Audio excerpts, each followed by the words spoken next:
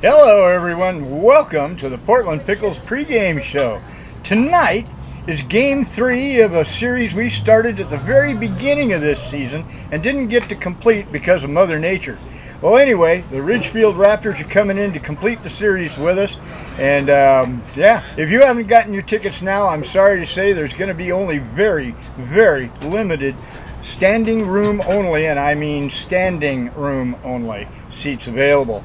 So anyway, I have tonight Malichi is on my right, and of course Coach Mags is on my left. So Malichi, bring us in. I think that was the smoothest intro Ron has ever had, honestly. No question. No question. Mike's not here, and then you see what happens. See what happens when you don't drink. We can do another take if you want. No, we're fine. No, that was perfect. Why even take another take?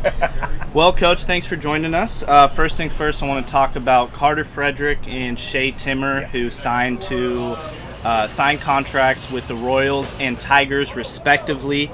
How does it feel for you and the rest of the coaching staff when you do lose a player to the draft? I'm sure it's kind of bittersweet because you're here to build up prospects and ultimately lead them towards their dreams. But Shay and Carter were a big part of what you're trying to build here. So. Right. Yeah. It's the same thing. It's happened the last 3 years, and it's something you never get used to. But it's also something that it's a great sense of pride that they are getting drafted out of our uniform and out of our organization. Obviously, you take those two guys out of our lineup, it's going to hurt a little bit, but they're going to do a great job where they're going, and we're going to do our best here. So, yeah, awesome. Well, a victory tonight would give you first place in the standings for the second half. I think I already know the answer to this, but does that affect how you're going to play the game? Like if you come out starters cooking, are you going to leave them in for longer than you normally would, or just another game? Number 27. We're just trying to get number 27. I say it all the time. Just want to get into the tournament. And the way to get into the tournament is to have the very best record you possibly can. We've now, where we sit right now is a decent place, right, with our record, you know.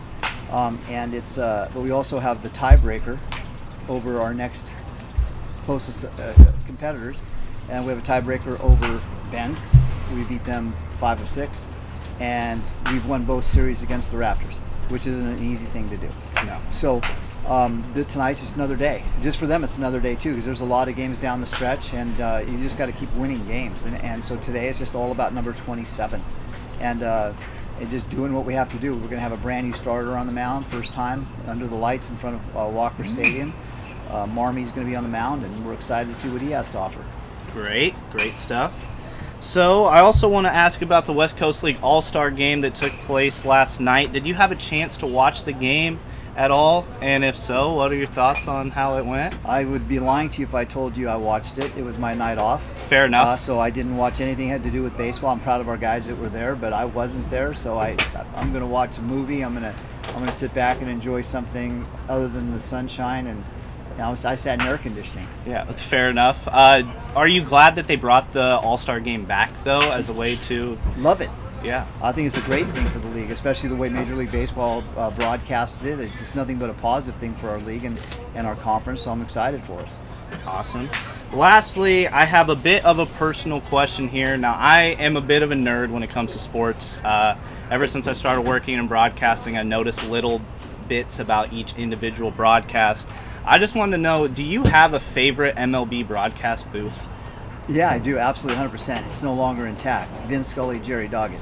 Fair enough. Yeah, that is a legendary there is nobody alive today, nor do I think there's ever going to be anybody alive in the future that can paint pictures the way that Vin Scully did. Okay, he using his words, he could make you see what he was talking about. I think the broadcasters now are great, but they're not Vin Scully, and I don't think any of them are going to argue with me. No, probably not. There will never be another Vin Scully. I fell asleep to Vin Scully. Transistor radio underneath my pillow at the age of 6, 7, 8, 9, 10, and making sure my parents didn't hear so I could finish games. It's a great story right there. Well, folks, tonight, like Ron previously mentioned, 10-cent beer night. We got a sold-out crowd at Walker Stadium. It's going to be loud, it's going to be crazy, it's going to be fun. Make sure if you are trying to get in, just know only standing room only walk-ups available. Ron, do you have anything else you want to add? before we get to that, I just want to add my congratulations to our draftees. You go get them, guys. We're all behind you. And once a pickle, always a pickle. Yes, that's Absolutely. True. That's true. And in keeping with that, go Pickles!